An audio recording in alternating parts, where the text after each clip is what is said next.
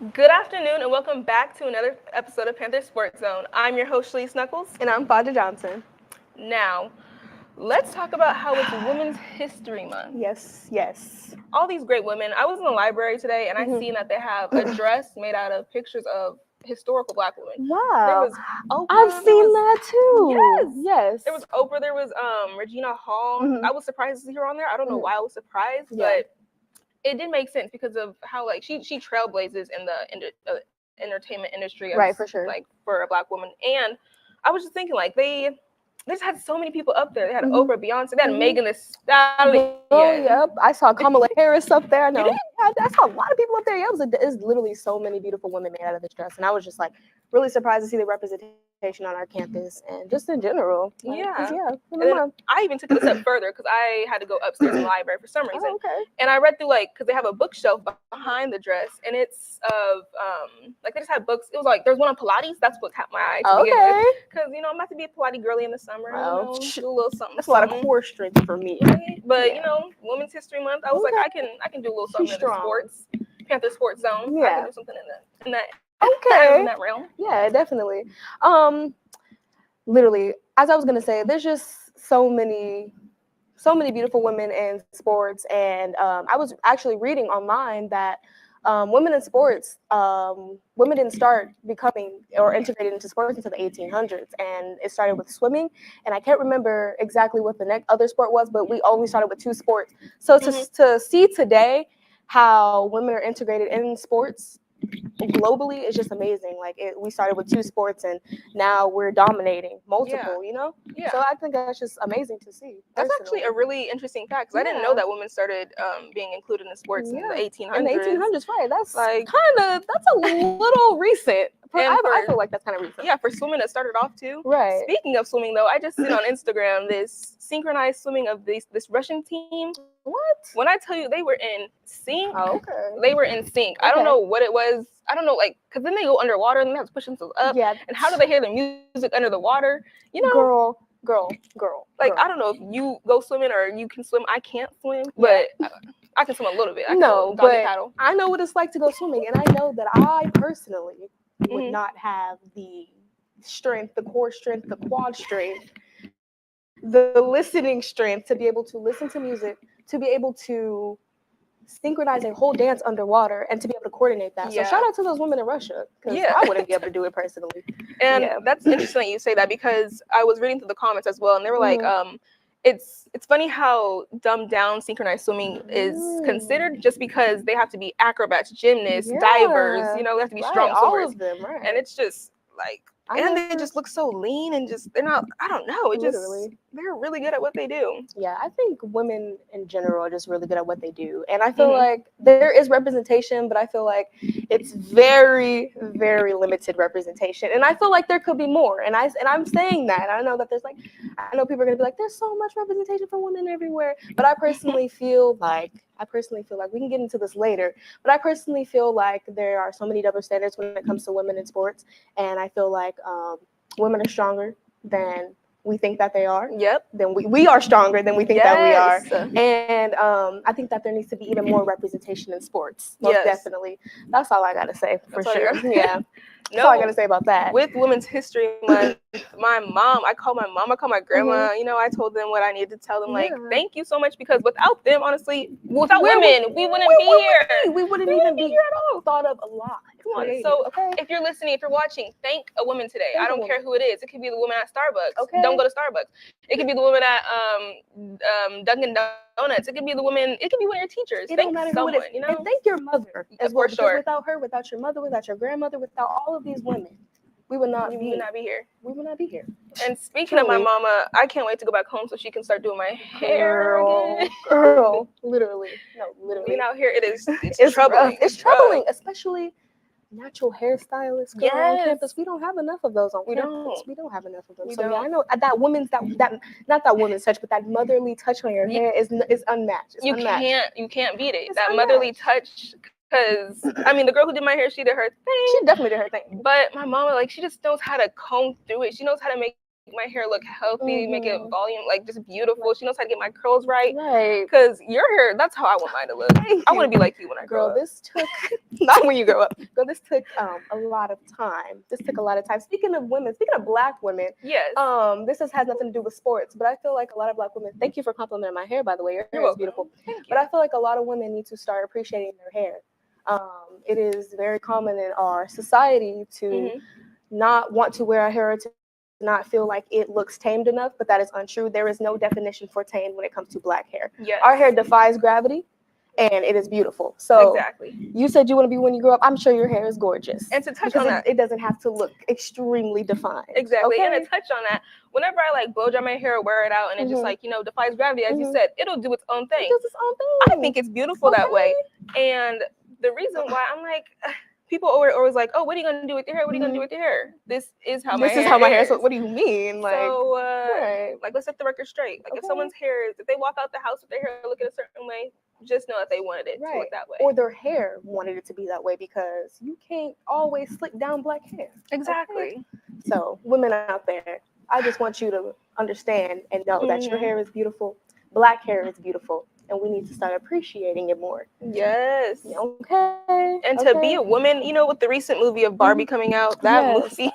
You know what? I didn't even see Barbie. But I watched it 5 times. I'll watch it with you after the show. After the show. We can definitely find a time, because girl, it just taps on, because it involves like the patriarchy, the meaning of being a woman and just coming into womanhood, being a teen girl. It's just, it touches on a lot, even like motherhood. And it made me cry, because I was thinking, like, people really don't appreciate their mothers how they should. They don't, And it was just it was a very moving movie. Right. And it made me love the color pink. I didn't like the color pink for a minute. But now I got pink sweats. I got pink hats. I got pink nails. Okay. But like, I'll do anything pink now. I won't even care. Cocaine girl. Just But yeah, no. I was gonna say something about the Barbie movie. Well, not the Barbie movie. I was gonna touch more on natural hair. Yeah. Again, somebody that's done a really good job of representing their hair, or just going beyond the limits of just like hair representation, is I think Sha'Carri. And track. Yes. She is just a queen.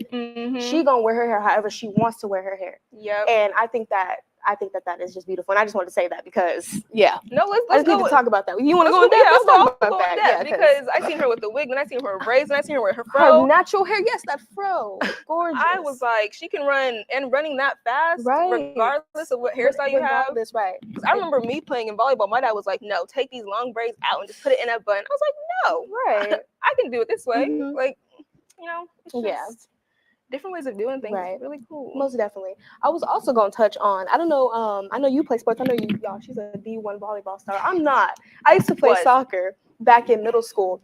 But what I was going to say about that is another thing with double standards of women in general, or girls. I wanted to play football so badly in middle school. In school in general, I wanted to play football so badly before I found my passion for soccer. I wanted to play football so bad, and I was looked at a certain way. My peers were, you can't play, you're a girl, you can't do that. And it's wonderful today to see how we have a whole football team dedicated towards women. We have a women's football team here in America, I believe. So and that's it. That has to be like a universal, like, woman or girl, like when you're young and you just watch football with your family or whatever, because the Super Bowl is big in America. And you just watch that growing up, you're like, I want to do what they do. But then you say that when you're in middle school or however old you are, and they're like, people are always trying to stop you or hinder you from doing what you want to do. At one point, I was so convinced. I was trying to convince my dad day in, day out, like, I can play on the middle school team. I don't know, the boys are going to hit me probably, but who cares? Who cares? And I can do the same thing. Finally, I was like, let me be the kicker. Let me something. Just let me be on the team. Yeah, let me be on the team. I understand that. But evidently, I didn't join. But you know what? I could have. You could have. And I could have killed it. You could have. But with that, now they're like building like in my hometown in high school, they have girls flag football. Oh, and it's really big there. Like the Seahawks are part of it. It's so nice. Like they sponsor it or something? Okay, wow. NFL football team sponsors the girls football flag team. Football, that's cool. Yeah. They don't have my district in there yet. They should. But they need all districts in there. Okay. They need the whole the whole United States. Yeah. But I think they're going to slowly integrate other districts and, incorporate as many people as they can, because it's really, I want to say, powerful just to give like girls the option. Right. Not just saying, oh, nope, you can't do it. Right. Completely stripping them from that option. But I feel like once you see the potential that they have, and once they, sometimes they could even be better than the boy or the man or the person that you have in that position. Let's talk about it. Because, you just never know, because I feel like although we have, different hormones and different things, I feel like we are all, still capable of being strong and, pushing the limits and, becoming something that no one would have ever thought that would be possible for a woman, I agree to the 1000%, because I'm going to state this here right now on live television. I think I can beat any of the football boys in a foot race now. Y'all heard it right first. Now, if anyone wants to challenge me, go for it. I'm down. She's really standing on business right now. I really think that y'all should challenge her to that. Yeah. Me personally, no, I'm playing, but no, I'm here to join too. I'll join too. Look, I'll join too. It don't matter, because at the end of the day, we can still show y'all. We can still give y'all a run for y'all's money. Yeah. Exactly. Yeah. But Women's History Month, it's almost coming to an end. I'm actually really sad. I don't know why. Like it's kind of saddening. I definitely am sad. I feel like women need more than a month personally, but that's just me. They go through 9 months. We go through a week. If you know, you know. Right. Like, literally. That's what I'm saying. So, the fact that it's coming to an end makes me sad. But I feel like you should celebrate a woman every day. Exactly. For the record. So, yeah. But now, starting off today's show, we're going to transition to our men's and women's track and field teams. The 90th annual PV Relays took place this past weekend right here at Prairie View A&M's track and field complex. The Panthers performed exceptionally here at home. Seniors Asia Harris and Darnisha Likes finished first and second place, respectively, in the women's 100-meter dash. Harris finished with a time of 11:53 to earn first place, while Likes finished closely with a time of 11:92. Harris and Likes continue to showcase their dominance, finishing first and second place in women's preliminaries. Sophomore duo Sanaya Kinchin and Kara Stewart finished first and second in women's 100-meter hurdle race, followed closely by freshman teammate Lashavia Barclay. On the men's side, Aaron Knight showed his dominance, winning the men's 110-meter hurdle race with a time of 14:28. In the men's 200-meter dash, seniors Christian Derrick and Isaiah Barnes finished first and second, respectively, with their identical times. As we inch closer to the 2024 SWAC Outdoor Championship in May, the Panthers want to finish their outdoor season strong. The teams look now towards Gainesville, Florida, to participate in the 2024 Pepsi Florida Track and Field Relays. The races are set to begin this Friday, March 29th. We want to give a special congratulations to Kaylee Massey and Mia Nunez of our softball team for their efforts this past week. The duo earned spots on the SWAC Weekly Awards. Kaylin Massey earned Pitcher of the Week honors for her efforts versus Southern. Massey dominated last week, tossing a 2-hit shutout to lead the Lady Panthers past the Southern Jaguars 18-0. She went the distance for Prairie View A&M, giving up 2 hits, walking 1 and striking out 5. Mia Nunez captured the Hitter of the Week award, going 6-12 with 3 runs scored, 9 RBIs, 1 double, and 2 home runs in the 3-game series versus Southern. Congratulations to our ladies for their dominant performances this past week. The squad will look forward to remaining undefeated in conference play on Friday as they take on Texas Southern at the Lady Panthers softball stadium. This week will mark the first of a 3-game series versus the Lady Tigers, with the squad set to play a doubleheader here at home on Saturday. Friday's first pitch is scheduled for 3 p.m.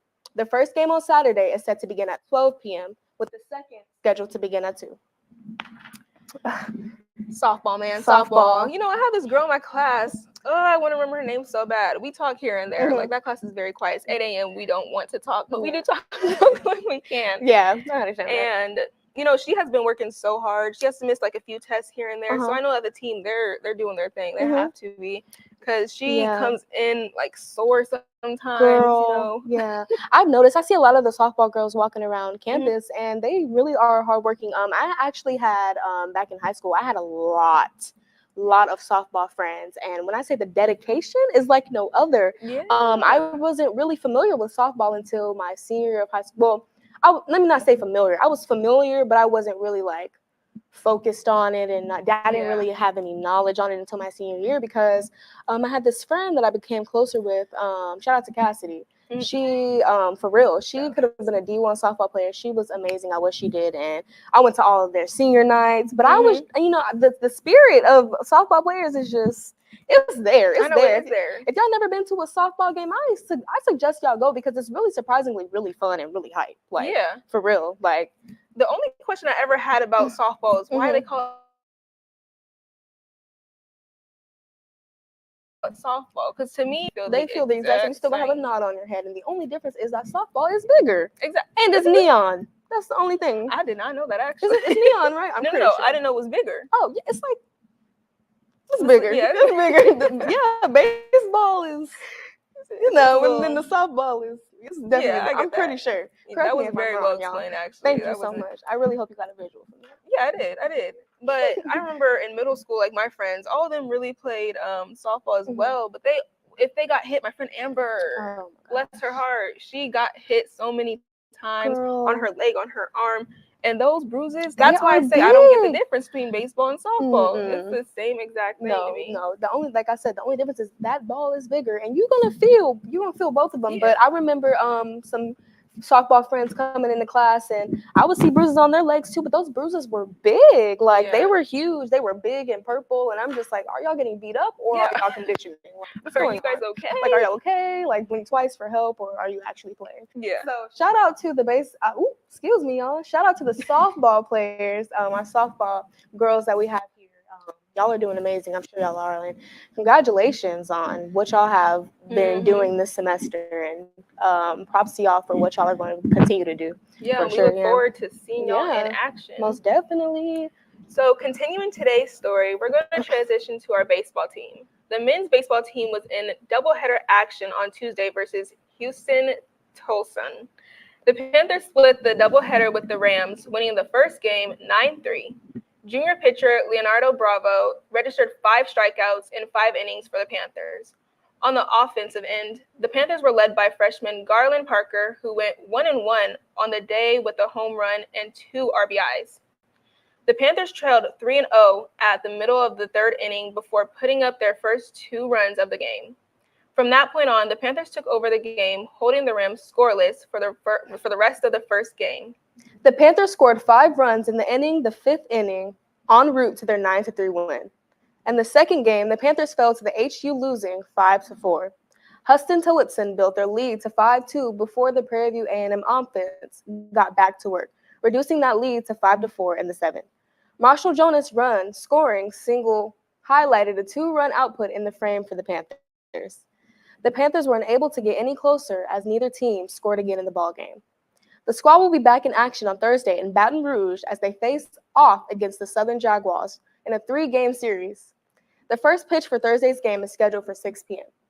The squad will be back in action on Friday and Saturday, with the game scheduled to begin at 3 p.m. and 2 p.m. respectively. We're going to take a short break, and when we come back, we're going to welcome a very special guest to the studio, Jaden Boone from our men's tennis team. He will be joining us on the desk, so stay tuned after the break for more Panther Sports Zone. They really equipped us for them because they were pretty simple in terms of like the assignments that we had to do, but they gave us the extra knowledge that we needed if we didn't already have it. So for example, for the research assignment where we had to go in and do a focus group survey, the class prior, we literally went through the survey and talked about, how you're supposed to answer this question, this, that, and the third.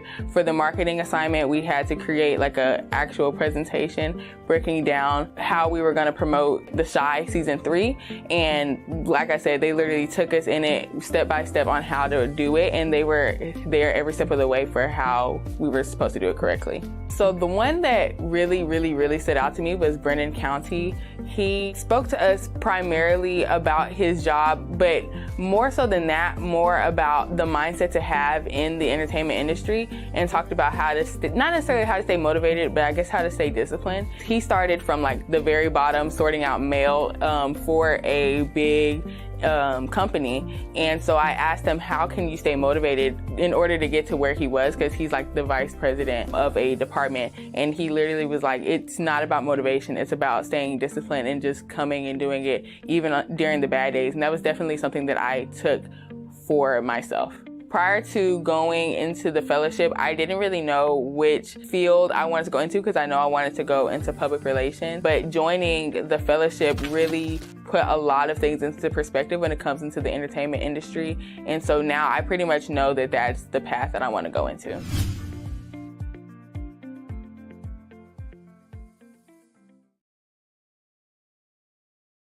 This program, being that this is my senior year, was going to give me my chance to really go out there and show my creativity and be able to see things I never knew that existed in this communication industry. I would say the courses I took in the program, for me, they all were publicity, programming, script writing, and also the pasta model. And I was pretty good with all the projects, but whenever it came for me to do the reel for the Shy project, that was kind of where I kind of felt a little stuck a little bit, just due to the fact I know how to edit, but editing's never really been my best skill. I actually end up liking that the most, which is really crazy to me. And I would say that's one of the assignments that I kind of struggled with, but I actually succeeded in that. I would definitely say a mentor that I felt connected to. I felt connected to everyone that I was able to speak with, but I'm definitely going to say Dr. Ferguson, just being that she was the person who was over the Project Lead program. And I feel like anything that I had to discuss with her, anything regarding problems or me reaching out towards an assignment or trying to better understand things, I would sometimes find myself questioning myself and my creativity and my work and my ideas that I want to do.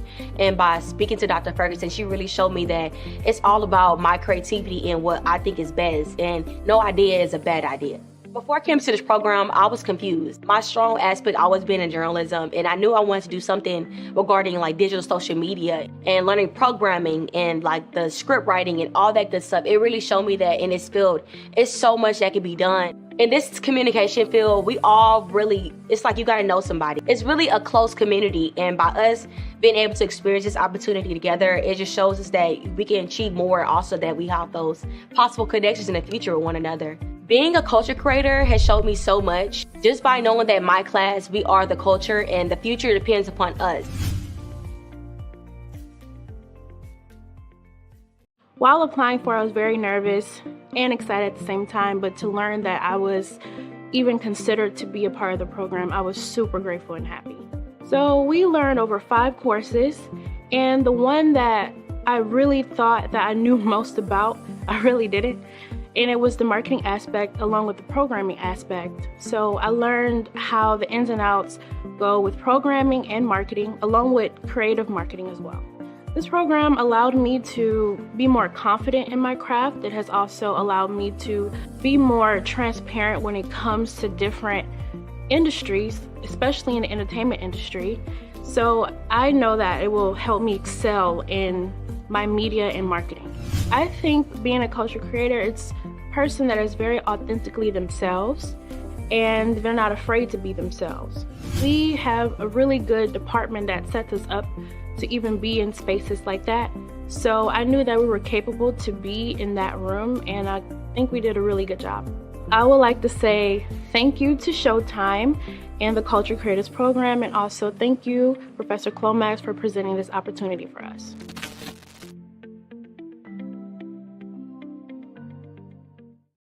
It was a good feeling, actually. I was very, very excited and just shocked and grateful that they even picked more students from our school when they could have just went and got other people from different universities. For the most part, with the homework assignments that we were given, I would say I was very, very prepared, and my classes that I've taken in the past helped. But what I will say is we did have one assignment that was a pasta model, and I never heard of a pasta model ever before, and it was a part of like marketing technique. And I personally want to go into digital marketing, so that helped me and pushed me more to do that. That probably was like the only assignment that took forever to get done with. It was a challenge, but once you get that feedback from Dr. Ferguson, it was just like, wow, I struggled all of this time just to find out that I did really, really good on it. Kim Lemon, and he did researching for Showtime, which did the research insights. He made that job sound so interesting. It's like he sold almost everybody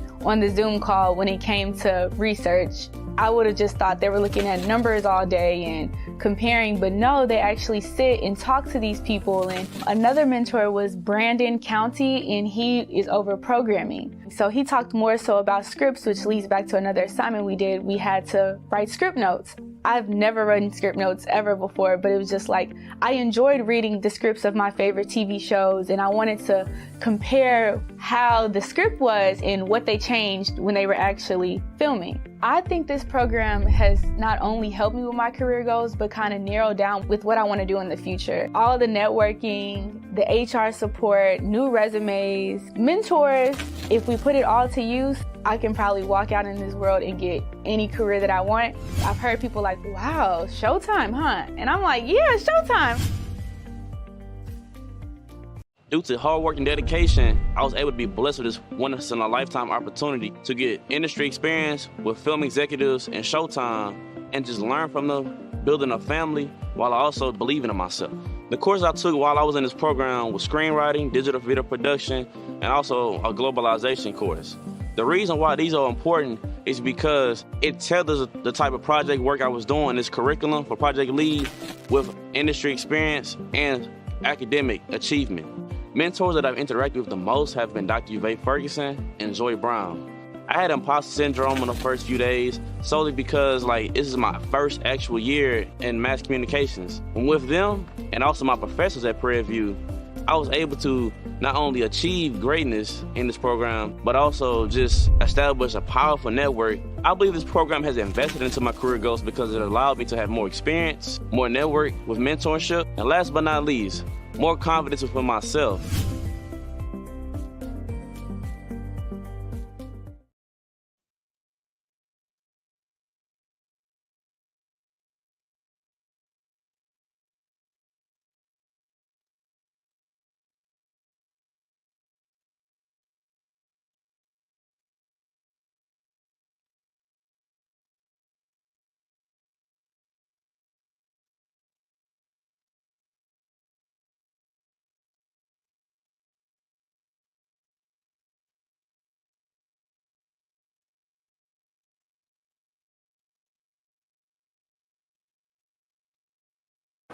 And welcome back to Panther Sports Zone. And I'm here with our special guest, Jaden Boone from the men's tennis team.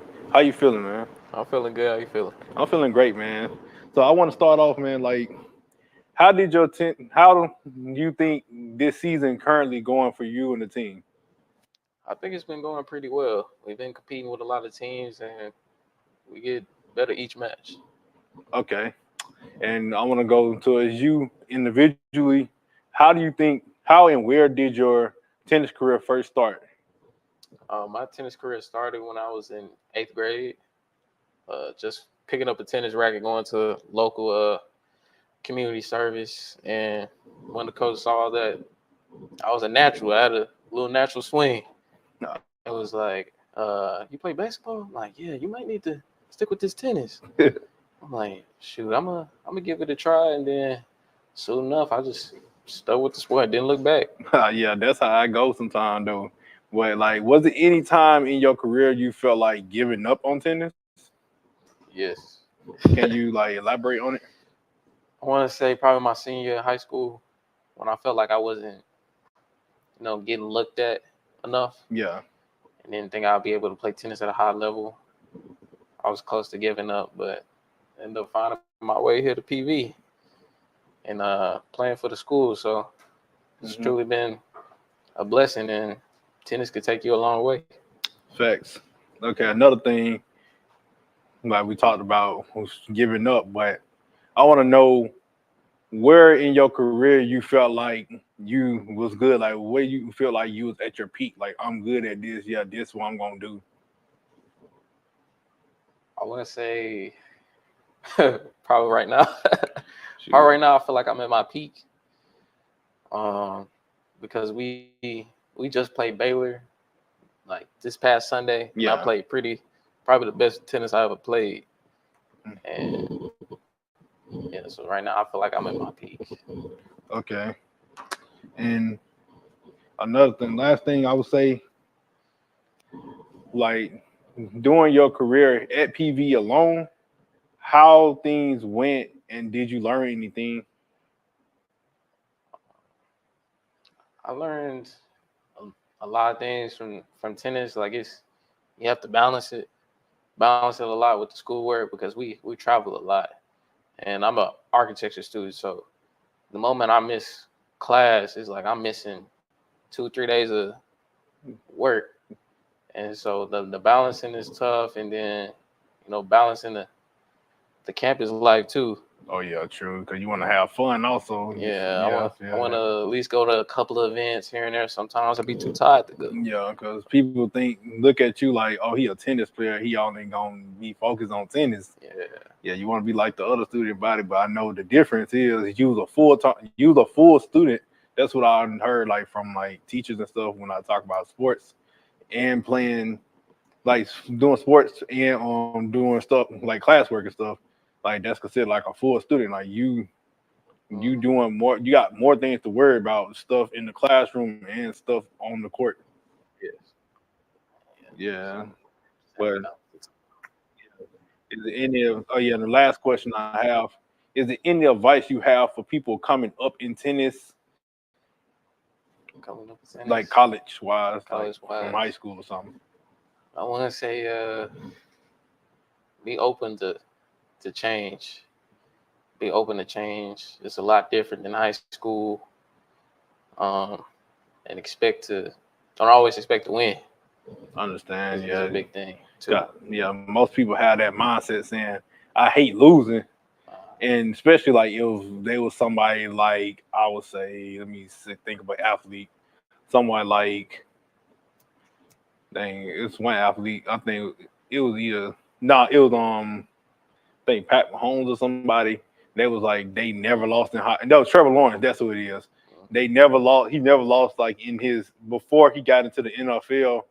He had to get used to it because, like, think about it. You get drafted, you're going to a low team that wasn't good the previous year, so you definitely will have to expect some losses coming your way.